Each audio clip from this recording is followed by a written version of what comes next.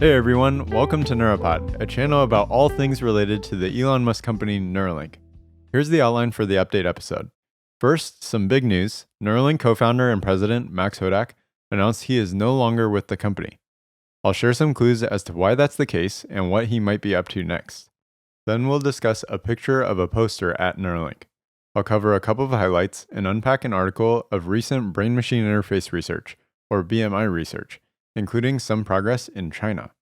And we'll round it out with a Steve Jobs quote and what it might mean in the context of Neuralink. To start, we have a big update from co-founder and former president of Neuralink, Max Hodak.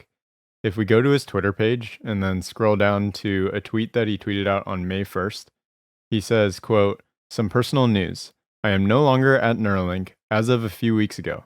I learned a ton there and remain a huge cheerleader for the company. Onward to new things." And if we go to the calendar and check back on May 1st and then go back a few weeks, that would be around April 8th, April 10th, which happens to coincide pretty closely with when Neuralink released the monkey video of the monkey playing Mind Pong. So feel free to think what you will about that timing lining up. Then let's go to another tweet that he replied to.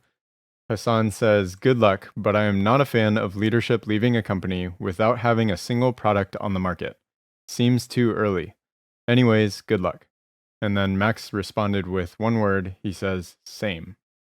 So pretty unfortunate news here, but I'm personally still extremely optimistic about the long-term trajectory of Neuralink. Next, if you're wondering what Max might be moving on to, we got a couple of vague hints, and I have one of them pulled up here. Nick says, "How can we drag you more into quantum computing?" with a curious face. And then since Max liked that, maybe that's a hint that he might get into that space. And then we have a little bit more of a clear hint here. Several days later, Anissa says, "What's next?" And then Max responds with one word, "Science." I've heard speculation that this tweet is a knock at Elon in that Max wanted to be more focused on science and helping advance learning or progress in the field of neuroscience.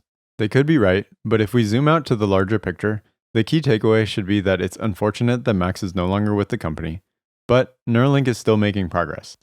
They have many factors playing in their favor for them to have Link implants for wide release within the coming years. Hopefully we'll see more of Max, as I suspect that there are plenty of companies out there who would love to have him on board.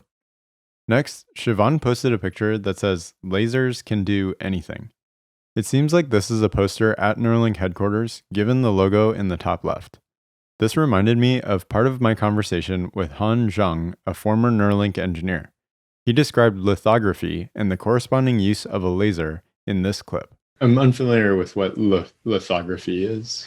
This is where you use light to write patterns onto usually some sort of material, photoresist, that is on a silicon wafer. And the whole point is that you start off with like a blank slab of silicon, usually in the form of a disk, which is usually referred to as a wafer.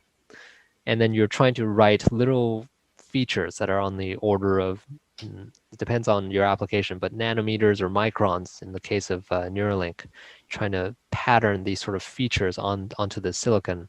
And then you're going to, after writing the features, you're going to take away some of the silicon. There's really three things that you do in microfabrication, right? There's patterning, where you write some sort of pattern, and then there's removal of material, etching, and then there's adding material, which is depositions. You just do those sort of three steps in different orders, and then you use different materials, and that's essentially how, in a nutshell, all of the microfabrication devices are made. It's just some combination of those three steps over and over again, and with different materials. And so the lithography part is one way that you can pattern, you can write patterns onto silicon. Litho, I think, means stone.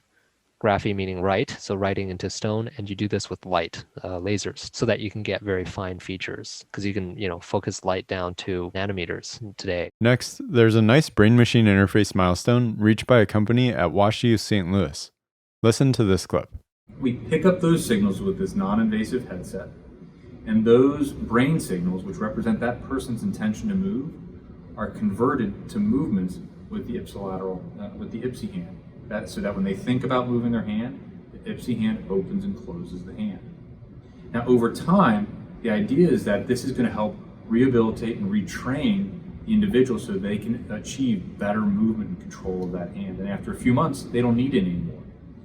And after demonstration with clinical trials, we've shown that people recover significant hand function. And that leads to fundamental improvement in their quality of life.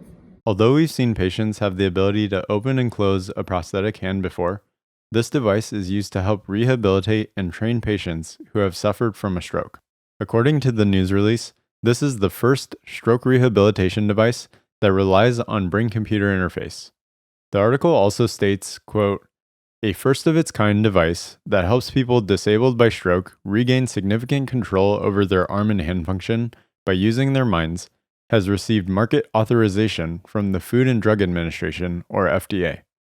The IPSI Hand Upper Extremity Rehabilitation System, developed by Neuralink Incorporated, a Washington University in St. Louis startup company, leverages brain-computer interface, or BCI technology, licensed from the university."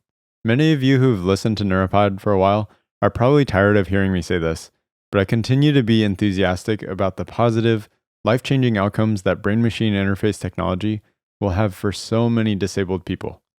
Additionally, the headwear shown in the video isn't physically able to get that much information from the brain. Neuralink will be able to get a few orders of magnitude more detailed information. In other words, since we are seeing how patients can already have life-changing outcomes, imagine what will happen when teams have 100 times or 1,000 times more detailed information to work with. The article continued on with a note that reminded me of something we've heard from Neuralink.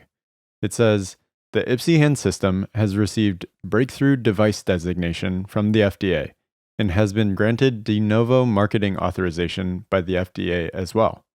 The device is not yet available to patients, but Neuralink is preparing to bring the device to market." Unquote. If you've been following Neuralink closely, you might recall that during the progress update last summer, Elon announced the team received this same Breakthrough Device Designation. The next natural question you might be asking is if Neuralink received this de novo designation. After doing a quick search in the same medical device database, it looks like that answer is no. If you are or know anyone who's knowledgeable about this FDA approval process, please send me an email to neurapod@gmail.com. Next, here's an article discussing some of the hurdles for the development of brain-machine interfaces in China. The primary message I took away is that these authors believe that the US, mainly represented by Neuralink, is pretty far ahead of China in developing invasive brain-machine interfaces. Although there seems to be a little translation error, the first part of the article highlights a couple of key points about this growing industry. The article states, quote, "Chinese research teams are striving to build self-developed chips for brain-computer interface, or BCI, a critical bioscience sector that could collect and analyze human brain's electronic signals, paving way for a breakthrough in this next-generation technology in industry, aerospace, and medicine, whose markets are valued at trillions of dollars." The sector, which has been put on the US export control list, is at the forefront of a white-hot technology war between the world's two largest economies. While the US, represented by technology company Neuralink, founded by Tesla CEO Elon Musk, has a clear edge in invasive BCI technology thanks to an early start, China also excels in non-invasive technology, as it is a forerunner in decoding and brain-computer system applications. Unquote. Neurotechnology, and specifically brain-computer interfaces, do indeed seem like a critical bioscience sector moving forward. As the technology matures, and companies like Neuralink are able to implant tens of thousands, hundreds of thousands, or millions of electrodes, the applications are endless. If you want to use the ridiculous metric of TAM, or total addressable market, you could easily argue the ceiling on the market is just the number of humans on Earth, maybe even Mars too. And that's assuming that Neuralink never expands into development of all sorts of prosthetics or software applications. Also, the article alluded to an important point I've noticed when researching brain-machine interfaces.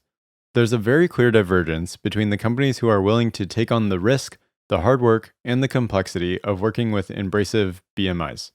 Whether the companies are in China, the US, or anywhere else, There are so many companies that will do a great job of decoding small amounts of information from the brain. However, Neuralink and other companies that are exploring the invasive approach are playing in a totally different league. In the future, we will explore many of those other companies on this channel as well. Also, I mentioned the last item on the outline is a quote from Steve Jobs. He says, quote, "As individuals, people are inherently good. I have a somewhat more pessimistic view of people in groups," unquote.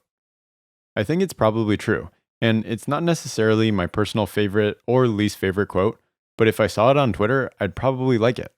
And guess what? It looks like that's what Max Hodak did as well. I've heard quite a few theories for why he's no longer at Neuralink, and this particular quote happens to align perfectly with one of the most common theories. Feel free to let me know what your theory is in the comments. And one more take on his departure that I wanted to share is from YouTuber Warren Redlich. He showed the clip from the 2019 launch event where Max is clearly uncomfortable that Elon revealed they'd been able to make a monkey play a video game with its mind. And then Warren said this.